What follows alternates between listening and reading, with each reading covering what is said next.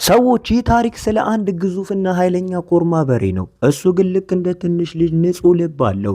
ሌሎች ኮርማዎችን ለመዋጋት ጠንካራ ለመሆን ሲመኙ፣ ፈርዲናንድ ግን በአበቦች መዓዛ ሽታ ውስጥ መሸሸግን ይመርጣል። ይህ ቢሆንም እሱ ግን ለመዋጋት ወደ ፍልሚያው ሜዳ አሬና ይላካል። ታሪኩ የሚጀምረው በስፔን ሀገር ካሳ ዶል ቶሮ በተባለና ኮርማዎች ለበሬ ፍልሚያ በሚሰለጥኑበት ቦታ ላይ ነው። አንዳንድ የኮርማ ጥጃዎች ሲዋጉ እንመለከታለን። ከእነሱ መካከል ቫሌንቲያ የተባለው ከሁሉም ይበልጥ ጠንካራው ጥጃ ይገኝበታል። እሱ ልክ እንደ ገዛ አባቱ ጠንካራ ለመሆን ይመኛል። ከዛም ፈርዲናንድ የተባለ አንድ ጥቁር የኮርማ ጥጃ እንመለከታለን። እሱ አበቦችን በጣም ይወዳል፣ መዋጋትን ግን ጨርሶ አይወድም። እሱ ከሌሎች ኮርማዎች ሁሉ የተለየ የሚያደርገውም ይህ ባህሪ ነው። ልክ በዚህ ጊዜ አንድ ዊነር የተባለ የጭነት መኪና ይመጣል። ቫሌንቲያን በከፍተኛ ሁኔታ ይደሰታል። ፈርዲናንድ መኪናውን ምን ሊጭን እንደመጣ ይጠይቃል። ቫሌንታም ይህ የዊነር መኪና ነው፣ ዛሬ ደግሞ ተዋጊዎቹን ለበሬ የፍልሚያ የሚሆን ኮርማ ሊመርጡ ነው የመጡት ብሎ ያስረዳዋል። እሱ በእርግጠኝነት የኔ አባት ይመረጣል፣ እኔም አድጌ ጨካኝ ኮርማ ስሆን እኔን ይመርጠኛል ይላል። ጎዋ የተባለው ጥጃ ደግሞ አንተን ሳይሆን እኔን የሚመርጠው ይለዋል። ቫሌንቲያ ግን እሱ ሁልጊዜ ማታዶሩን ስለሚፈራ ያሾፍበታል። በመቀጠልም ቦነስ የተባለው ጥጃ አንተን ሳይሆን እኔን የሚመርጠው ምክንያቱም እኔ ከሁሉም ይበልጥ ፈጣንና ቀልጣፋ ኮርማ ነኝ፣ ማታዶሩንም አሸንፌ እኔ አሸናፊ ሆናለሁ ይላል። ቫሌንታን በቁጣ ቦነስን ረግጦት መሬት ላይ ጥለዋል። ፈርዲናንድ ቦነስን ለመርዳት ፈጥኖ ይደርሳል። ነገር ግን ቦነስ ፈርዲናንድን አንተ ደካማ እያለ ይወቅሰዋል። ቫሌንታም የፈርዲናንድን አበባ ለመንቀል ይሞክራል። ፈርዲናንድ አበባውን ለመጠበቅ ወደፊት ይመጣና ከፈለክ እኔን ግደለኝ፣ ነገር ግን እባክህ አበባውን ምንም እንዳታደርግ ይለዋል። ከዚህም ትላልቅ ኮርማዎች ወደ መዋጊያ ሜዳ ሲገቡ እንመለከታለን። ከነሱ መካከል ቫሌንታና የፈርዲናንድ አባት ይገኙበታል። ማታዶሩ ለዛሬ ፍልሚያ የሚሆን ኮርማ ሊመርጥ ነው። በመካከላቸውም ከባድ ፍልሚያ ይጀመራል። ሁለቱም በጣም ጀግናዎች ነበሩ። ነገር ግን የፈርዲናንድ አባት ራፍ ቫሌንታን አባት ያሸንፈዋል። ራፍ በማታዶሩ ይመረጣል። ራፍ በከፍተኛ ሁኔታ ይደሰታል። ከዛም ራፍ ወደ ገዛ ልጁ ወደ ፈርዲናንድ ይመጣና በማታዶሩ እንደተመረጠ ይነግረዋል። ሁለቱም በጣም ይደሰታሉ። ራፍ ለፈርዲናንድ እያንዳንዱን ኮርማ ወደ ፍልሚያ ሜዳ ገብቶ በድል ለመመለስ ያለማል። ስለዚህ አሁን መሄድ አለብኝ፣ ነገር ግን አትዘን፣ እኔ በቅርቡ መለሳለሁ ይለዋል። ፈርዲናንድ ለአባቱ እኔ ይህንን አልመኝም፣ መዋጋት ጨርሶ አልወድም ይለዋል። ራፍም መልሶ ስታድግ ህልሜ ይቀየራል፣ ከኔም በላይ ጠንካራ ኮርማ ትሆናለህ፣ ወደ ፍልሚያው ሜዳ ስትገባ አንተ ሻምፒዮን ትሆናለህ ይለዋል። ፈርዲናንድ ግን ለአባቱ እኔ ይህንን ማድረግ አልፈልግም ይለዋል። ራፍም በእኛ ዓለም ውስጥ ነገሮች እንደዛ አይሰሩም፣ እኛ ኮርማዎች መዋጋት አለብን ብሎ ያስረዳዋል። ልክ በዚህ ጊዜ የዊነር መኪና ይደርሳል። ስለዚህ ራፍ ፈርዲናንድን የሚሄድበት ሰዓት ስለደረሰ እመለስና ሚስጥሮቹን ሁሉ አስተምርሃለሁ ይለዋል። ከዛም ይወጣል። ፈርዲናንድ በየቀኑ አባቱን ይጠብቃል። በአንድ ቀንም የዊነር መኪና ጥሩምባ ይሰማል። እሱም በደስታ ሊቀበለው ይሄዳል። ነገር ግን አባቱ እንዳልተመለሰ ይረዳል። ይህም በጣም ያሳዝነዋል። አባቱ በከፍተኛ ሁኔታ ይናፍቀዋል። ከዛም የቫሌንቲያ አባት ፈርዲናንድ ራፍ ደካማ በሬ ስለነበረ ሞቷል ይለዋል። ይህም ይበልጥ ያሳዝነዋል። ፈርዲናንድ እዛ ቆሞ መቆየት አልፈለገም። እድሉን በማግኘት ከዛም ልጦ ይሮጣል። ሰራተኞቹ ሊይዙት ይሞክራሉ። እየሮጠ ሳለ ፈርዲናንድ ወደሚንቀሳቀስ ባቡር ውስጥ መግባት ይሳካለታል። በዚህም ሊይዙት አልቻሉም። ባቡሩ ጫካ ውስጥ ይቆማል። ፈርዲናንድ ወርዶ ይሮጣል። ልክ በዚህ ጊዜ ዝናብ መዝነብ ይጀምራል። የአየሩ ሁኔታ እየተበላሸ ይሄዳል። ልክ በዚህ ጊዜ ፈርዲናንድ የውሻ ጩኸት ይሰማል። ይህም ያስፈራዋል። እሱ ወደ አንድ ቦይ ጉድጓድ ውስጥ ይንሸራተትና ራሱን ስቶ ይወድቃል። ሆን የተባለ አንድ ሰውዬ አንስቶ ወደ ቤቱ ይወስደዋል። በማግስቱ ጠዋት ከእንቅልፉ ሲነቃ በፊቱ ላይ ኒና የተባለች አንዲት ሴት ልጅ ቆማ ይመለከታል። እሷ የሆን ልጅ ነበረች። ፈርዲናንድ ከሷ የተነሳ በጣም ይፈራል። ነገር ግን ኒና በቀስታ ወደሱ ትቀርባለች። እንደምትንከባከበውን በማረጋገጥ አንድ አበባ ትሰጠዋለች። ከዛም ፈርዲናንድን ወደ እጪ ይዛው ትወጣለች። ከእንግዲህ ይህ ቤቱ መሆኑን እየነገረችው ወደ አበቦቹ እንዲሄድ ትገፋፈዋለች። ፈርዲናንድ በከፍተኛ ሁኔታ ይደሰታል። ፈርዲናንድ አበቦችን በጣም ይወዳል። ያም ቦታ በጣም ውብ ሆኖ አገኘው። ቀስ በቀስ ፈርዲናንድ ኒና የቅርብ ጓደኛው ይሆናሉ። አብረው ይመገባሉ፣ አብረው ጊዜ ያሳልፋሉ፣ አብረው ይተኛሉ። ጊዜው ያልፋል፣ ፈርዲናንድም ያድጋል። እሱ በጣም ግዙፍና ኃይለኛ ኮርማ ይሆናል። ይህ ቢሆንም እነሱ አሁንም የቅርብ ጓደኛሞች ናቸው። በአንድ ቤት ውስጥ አብረው ይኖራሉ፣ አብረው ይጨፍራሉ፣ ይደሰታሉ። ፈርዲናንድ በማለዳ ከእንቅልፉ ይነቃል። እሱ በጣም ደስተኛ ነበር፣ ምክንያቱም ዛሬ የአበባ ፌስቲቫል የአበባ በዓል ቀን ነው። ኒና ልክ እንደየዓመቱ ከሷ ጋር ወደ አበባ ፌስቲቫሉ እንዲሄድ ትጠይቀዋለች። ነገር ግን የኒና አባት ሆን እሱ አሁን የኮርማ ጥጃ አይደለም በማለት እምቢ ይላል።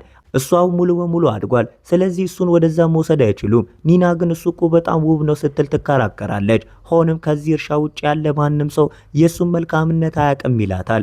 ስለዚህ ለራሱ ደህንነት ሲባል ኒና ተስማማለች። ፈርዲናንድ አዝናለሁ፣ ነገር ግን እኔ ምርጥ አበባ ዘላል ይዤ ልመጣለሁ ትለዋለች። ከዛም ፒኮን ይዛ ወጥታ ትሄዳለች። ፈርዲናንድ ከዛፉ ስር ተቀምጦ በጣም ያዝናል። ነገር ግን ኒና እንደምትፈልገው ያስባል። ስለዚህ እሱ ፈርዲናንድ በገዛ ራሱ ፍላጎት ብቻውን ወደ አበባ ፌስቲቫሉ ለመሄድ ወሰነ። እሱም እዛ ደረሰ። ኒናም እዛ ተመለከተችው። ኒና ለምን መጣ ስትል ጠየቀችው። ልክ በዛን ጊዜ ፈርዲናንድ በልብሶቹ ውስጥ ተጠላለፈ። በዚህም ምክንያት ምንም ነገር ማየት አልቻለም ነበር። እሱም በአንድ ንብ ላይ ወደቀ። ንቧም ነደፈችው። ይህም ፈርዲናንድ በከፍተኛ ህመም ምክንያት ወደ ኋላና ወደ ግራ ቀኝ እንዲሮጥ አደረገው። ያን ቦታ መበላሸትና መፈራረስ ጀመረ። ሰዎቹ በሙሉ ደነገጡ። ኮርማውም ያበደ መሰላቸው። ይህም የእንስሳት ቁጥጥር ቡድን ወደዛ እንዲመጣ ምክንያት ሆነ። ፈርዲናንድ እሱን ባየ ጊዜ ፈርጥጦ ሮጠ። ፈርዲናንድ በአንድ ሱቅ ውስጥ ለመደበቅ ሞከረ፣ ነገር ግን አልተሳካለትም። የእንስሳት ቁጥጥር ቡድኑ ያዘውና በአንድ የጭነት መኪና ውስጥ ዘጋበት። ኒና እሱን ተመለከተችውና ነገር ግን በዛን ጊዜ እነሱ ቀድሞውኑ ይዘውት ርቀው ሄደው ነበር። ኒና የቅርብ ጓደኛው በመጥፋቱ ምክንያት በጣም አዘነች። ፈርዲናንድ ወደ ካሳ ቶልዶሮ መለሱት። ፈርዲናንድ ካመለጠበት ወደ ነበረበት ቦታ በመመለሱ ማመን አልቻለም ነበር። ፈርዲናንድ ከጭነት መኪና ውስጥ ለመውጣት በከፍተኛ ሁኔታ ሞከረ። ሞሬኖ ይህንን የተመለከተ ጊዜ እሱን ለማረጋጋት ሉፔ የምትባል ፍየል ለቀቃት። እሷም ኮርማዎችን የምታረጋጋና ፍየል ነበረች። ሉፔ ፈርዲናንድን ለማረጋጋት ሞከረች፣ ነገር ግን የእሷ ንግግር በሱ ላይ ምንም አይነት ተጽዕኖ አልነበረውም። ፈርዲናንድ ከዛ መራቅና ማምለጥ ብቻ ነበር የሚፈልገው። ነገር ግን በኋላ ላይ ሉፔ አረጋጋችውና ከሌሎች ኮርማዎች ጋር አስተዋወቀችው። ሁሉም ሰው እሱን አወቀው። ፈርዲናንድም እንዲህ ግዙፍና ጠንካራ ሆኖ በማደጉ ማመን አልቻሉም ነበር። ልክ በዛን ጊዜ ቫሌንቲን በጣም እየተደናገጠ ወደዛ መጣ። እሱም ፈርዲናንድን እዚህ ትመለሳለህ ብዬ አስቤ አላቅም ነበር አለው። ፈርዲናንድም እኔም ራሴ እዚህ መለሳለሁ ብዬ አላቅም ነበር ሲል መለሰለት። ቫሌንታም ሁሉም ነገርን አውቃለሁ፣ አንተ እዚህ ጠንካራ ሆነ የመጣው ከኔ በቀል ለመውሰድ ነው አለው። ነገር ግን አሁን እኔ ደስተኛ ነኝ፣ ምክንያቱም ከኔ ጋር የሚመጣጠን የሚስተካከል አካል መጣ። በፊልም ሜዳው ላይ አንተ ሳሸንፍ ይበልጥ ጠንካራ እንደሆንኩ ይሰማኛል አለ። ከዛም ወጥቶ ሄደ። ሉፔ ፈርዲናንድ ወደ ገዛ ክፍሉ ወሰደችው። እናም ልክ እንደ ጓደኛ ልታነጋገረው ጀመረች። ሉፔ ለአንድ የሙዚቃ አበባ መጫወቻ ስጦታ ሰጠችው። ሁለቱም ተኙ። ነገር ግን ፈርዲናንድ ሌሊቱን ሙሉ መተኛት አልቻለም ነበር።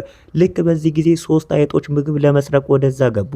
ነገር ግን ፈርዲናንድ ተመለከታቸው። እነሱንም የሚገላቸው መሰላቸው። ነገር ግን ፈርዲናንድ እኔ ምንም ጉዳት አላደርስባችሁም አላቸው። ከዛም አይጦቹ ራሳቸውን አስታወቁ። እነሱ አኑ፣ ዶስ እና ካቶ የተባሉ 3 ድመቶች ነበሩ። ፈርዲናንድ ምግቡን እንዲወስዱ ፈቀደላቸው፣ ረዳቸውም ጭምር። በማለዳ ጠዋት ፈርዲናንድ ከእንቅልፉ ነቃና ለማምለጥ ሞከረ። ነገር ግን በየቦታው የኤሌክትሪክ ሽቦዎች ነበሩ። ከዛም ኤል ፕሮሞ ወደ ካስ ዶል ቶሮ ሲደርስ እንመለከታለን። ኤል ፕሮሞ በጣም ታዋቂና ምርጡ የበሬ ተዋጊ ማታዶር ነው። እሱም ሜሮኖን እኔ እዚህ የመጣሁት በመጨረሻ ውጊያ ላይ የምዋጋውን ምርጡን ኮርማ ለመምረጥ ነው አለው። ሜሮኖም ኤል ፕሮሞ ምርጡን መምረጥ እንዲችል ኮርማዎቹን በሙሉ ወደ ፊልሚያ ሜዳ ጠራቸው።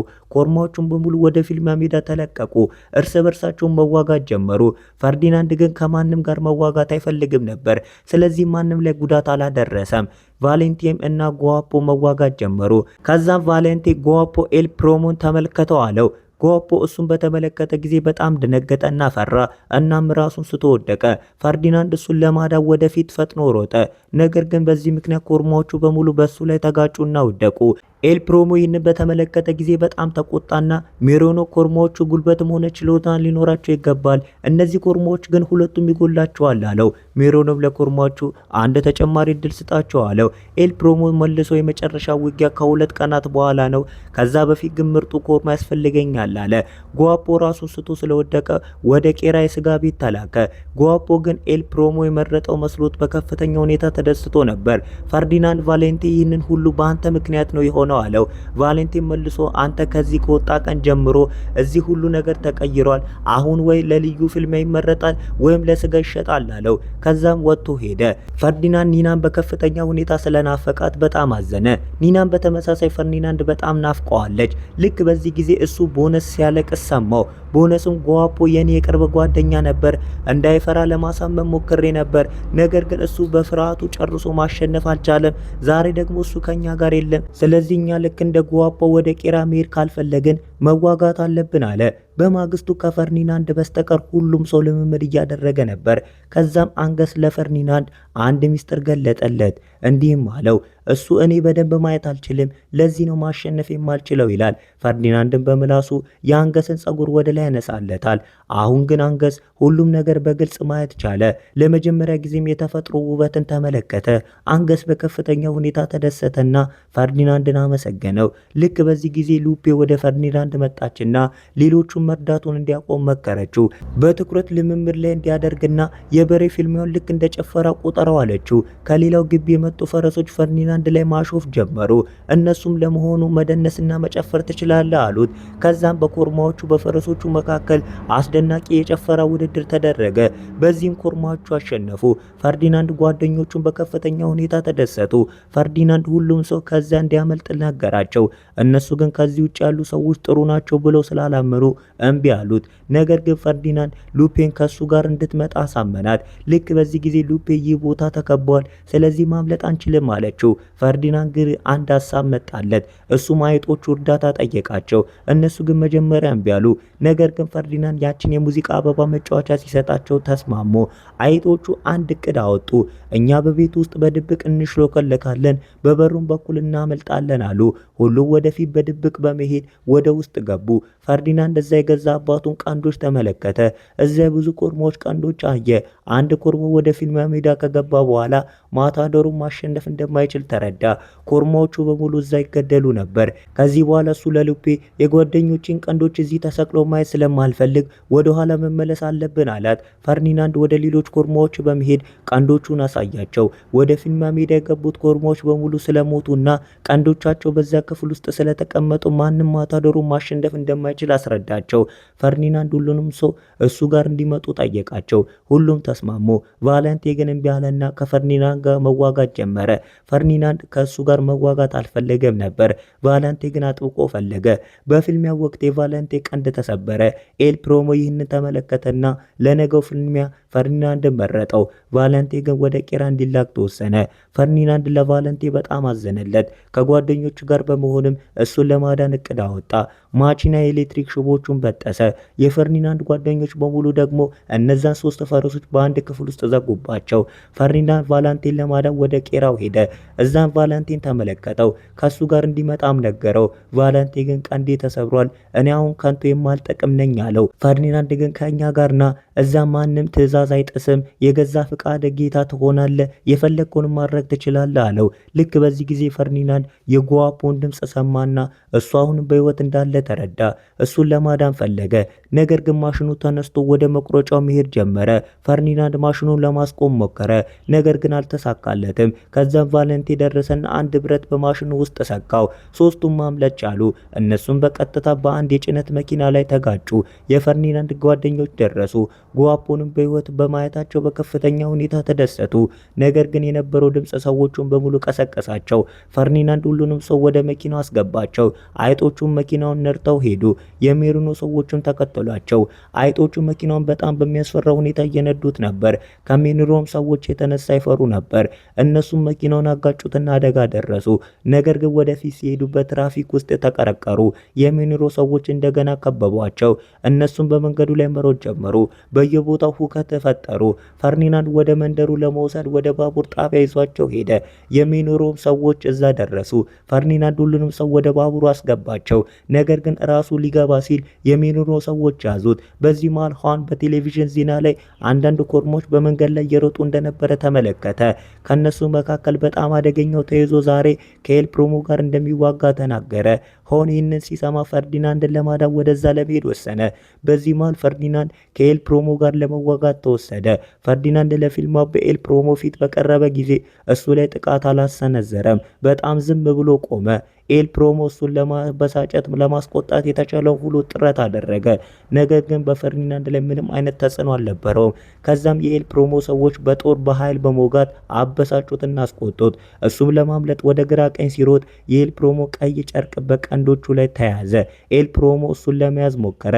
ነገር ግን ፈርዲናንድ ጨርቁን ወረወረው። ኤል ፕሮሞ በጣም ተቆጣና ጥቃት ሰነዘረበት። ፈርዲናንድ ግን እያንዳንዱን የምታሳለፈው ይህ በጣም ሳቢ ፍልሚያ ነበር። ተመልካቾቹን በሙሉ ተደሰቱ። በዚህ መሃል ኦወን እና ኒናም ወደ ፍልሚያው ሜዳ ደረሱ። ኤል ፕሮሞ በጣም ተቆጣና ጥቃት ሊሰነዝርበት ሞከረ። ፈርዲናንድ ግን እያንዳንዱ ምቺ አሳለፈውና ከዛም ኤል ፕሮሞ እግሩን መታው። በዚህም ፈርዲናንድ በቁጣ በቀንዶቹ ላይ ወደ ላይ ያነሳው።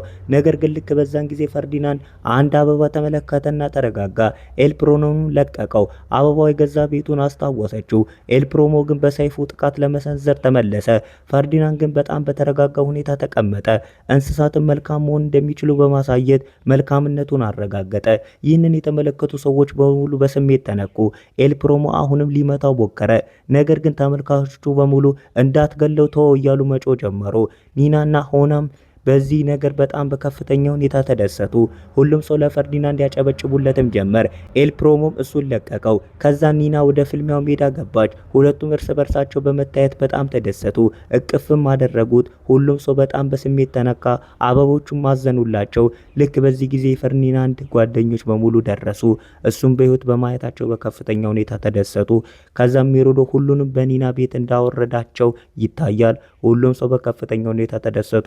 ፊልሙን በሚያምር ሁኔታ ተጠናቀቀ። በቃ አድርጉተው ይህንን ቻናል ሰብስክራይብ አድርጉት። በቃ ሰብስክራይብ አድርጉት። ይህንን ልላችሁ የምፈልገው ይመቻችሁ ነው። ይመቻችሁ ነው። አዎ ይመቻችሁ። አዎ እንግዲህ ሰብስክራይብ ግድ ነው አለ። ይመቻችሁ። ይመቻችሁ። አዎ